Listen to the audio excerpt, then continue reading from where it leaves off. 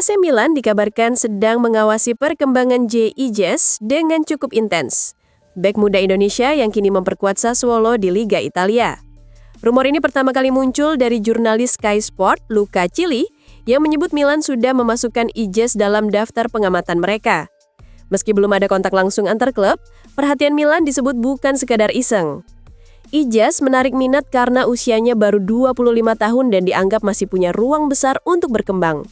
Selain itu, fleksibilitasnya bermain di lini belakang juga menjadi daya tarik, terutama karena ia bisa mengisi semua posisi dalam sistem 3 back. Saat ini, Ijaz masih terikat kontrak dengan Sassuolo hingga 2029. Di sisi lain, Sassuolo sendiri sedang menjalani musim yang cukup tidak stabil. Sebagai tim promosi, mereka sempat terseok-seok di awal musim dengan 2 kekalahan beruntun pada Agustus. Namun, memasuki September dan Oktober, performa tim mulai membaik dengan beberapa kemenangan penting. Sayangnya, grafik positif itu tidak bertahan lama. Pada November, Sassuolo kembali goyah, terutama di sektor pertahanan yang terlihat mudah ditembus. Meski sempat mencuri kemenangan telak 3-0 di markas Atalanta, 2 laga berikutnya berakhir dengan hasil buruk. Lini belakang Sassuolo yang diperkuat Ijaz bersama Muric, Muharemovic, Doik, dan Walukiewicz kebobolan 6 gol hanya dalam 4 pertandingan. Kondisi ini membuat perhatian terhadap Ijaz semakin menarik karena performa individunya tetap dianggap solid di tengah naik turunnya tim. Situasi ini membuat rumor ketertarikan Milan semakin relevan, mengingat mereka sedang berburu bek muda yang bisa menjadi proyek jangka panjang. Jika minat itu berlanjut, Ijaz bisa saja menjadi salah satu transfer kejutan di bursa berikutnya. Untuk saat ini yang jelas, namanya sudah masuk radar klub besar. Media Uzbekistan akhirnya membongkar alasan mengapa Timur Kapadze batal menjadi pelatih timnas Indonesia. Kapadze sebelumnya santer diberitakan akan menukangi skuad Garuda setelah ia terlihat berkunjung ke Jakarta beberapa waktu lalu. Kabar itu membuat banyak pihak berharap, mengingat rekam jejaknya yang cukup mentereng. Menurut laporan up.us, proses negosiasi antara PSSI dan Kapadze ternyata tidak berjalan mulus. Media itu menyebut PSSI menawarkan posisi pelatih tim Olimpiade atau Timnas U23, bukan untuk tim senior. Kapadze yang kini berusia 44 tahun disebut kurang tertarik dengan tawaran tersebut, sehingga pembicaraan pun berhenti di tengah jalan. Padahal, Kapadze punya catatan impresif di level U23 selama menangani Uzbekistan. Ia sukses membawa timnya melaju hingga final Piala Asia U23 2024 sebelum dikalahkan Jepang dengan skor tipis 1-0. Salah satu momen paling menonjol adalah keberhasilannya menyingkirkan Indonesia U23 di semifinal lewat kemenangan 2-0. Prestasi itu membuat Uzbekistan U23 lolos ke final untuk pertama kalinya, sekaligus mengamankan tiket menuju Olimpiade 2024. Tak heran jika nama Kapadze sempat dianggap sebagai kandidat ideal untuk menggantikan Patrick Kluivert di kursi pelatih timnas Indonesia.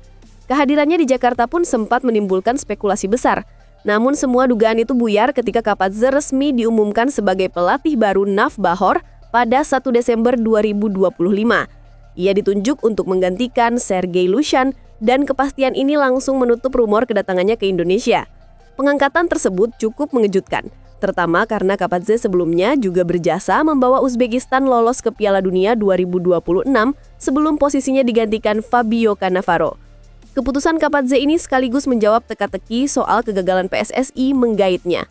Media Uzbekistan menilai tawaran untuk menangani tim U23 menjadi faktor utama penolakannya. Kini, spekulasi mengenai siapa yang akan memimpin timnas Indonesia selanjutnya kembali terbuka lebar. Timnas Indonesia U22 diprediksi punya peluang besar untuk kembali berjaya di SEA Games 2025. Keyakinan ini datang dari Erwan Hendarwanto yang menilai komposisi pemain tahun ini sangat kompetitif. Ia menilai skuad pilihan Indra Syafri sudah cukup kuat untuk bersaing dengan negara lain di kawasan Asia Tenggara. Dari 23 pemain yang dibawa, 4 diantaranya merupakan talenta yang berkarir di luar negeri. Nama seperti Dion Marks, Mauro Zylstra, dan Ivar Jenner masuk dalam daftar, meski Marcelino Ferdinand harus absen karena cedera.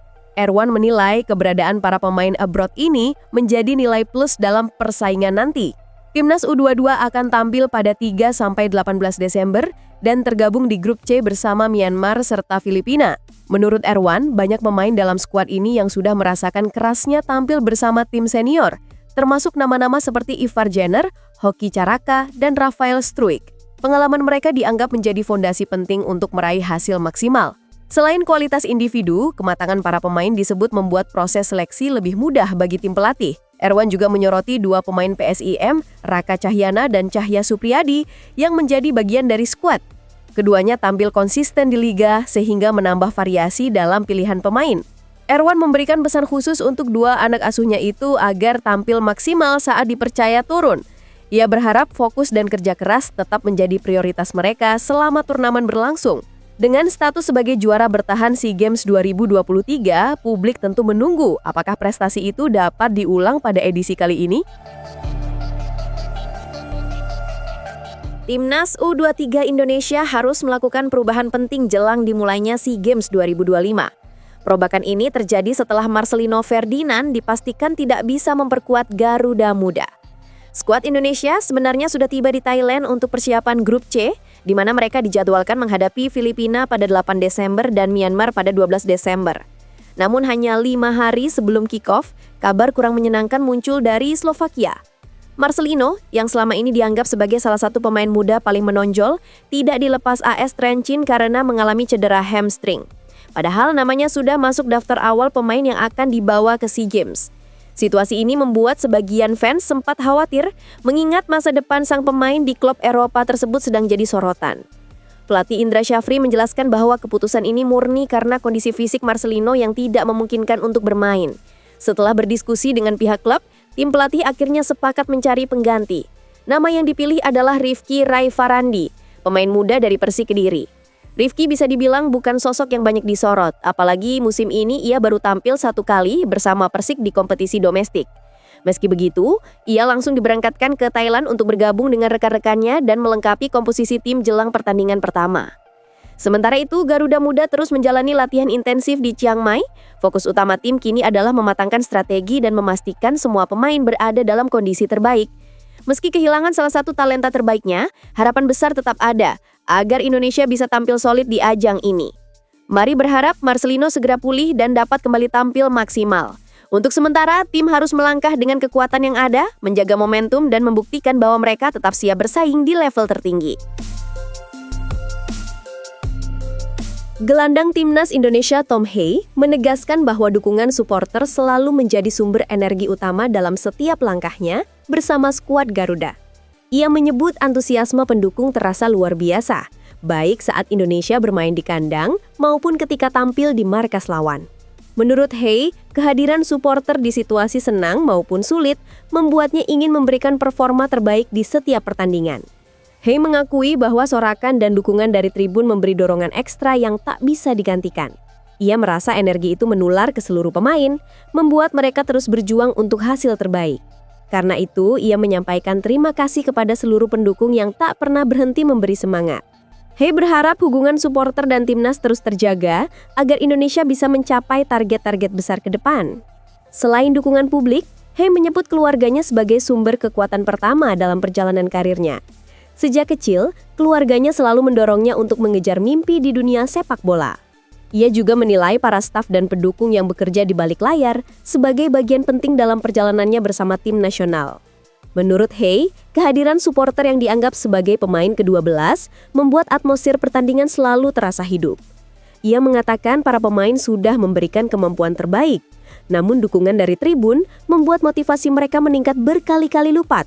Momen-momen kemenangan yang dirayakan bersama para pendukung disebut Hei sebagai bagian paling indah dari sebuah pertandingan. Hei menegaskan bahwa perjuangan tim di lapangan sangat dipengaruhi energi yang diberikan masyarakat Indonesia. Para pemain merasakan semangat itu dan mereka yakin perjuangan ini dilakukan bersama. Dengan dukungan supporter yang terus mengalir, Hei optimis timnas Indonesia akan semakin berkembang dan meraih hasil positif di kompetisi-kompetisi mendatang. Menjelang pengumuman pelatih baru Timnas Indonesia, kehadiran Sintayong di tanah air kembali memicu spekulasi besar. Publik mulai bertanya-tanya apakah pelatih asal Korea Selatan itu benar-benar berpeluang comeback setelah kontraknya berakhir.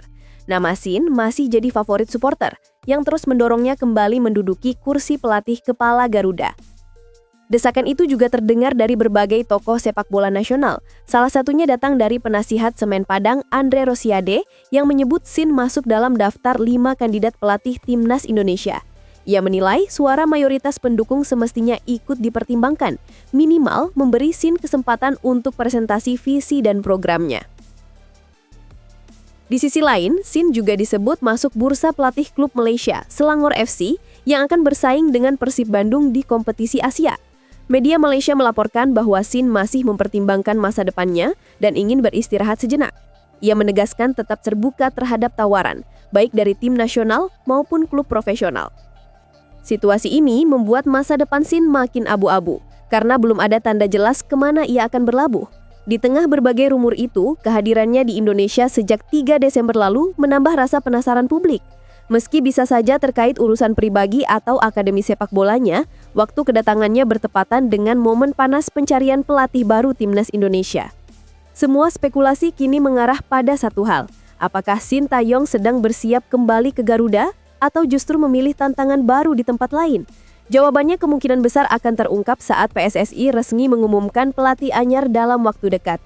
Publik hanya perlu menunggu apakah kedatangan Sin kali ini sekadar kunjungan biasa atau pertanda besar menjelang keputusan penting.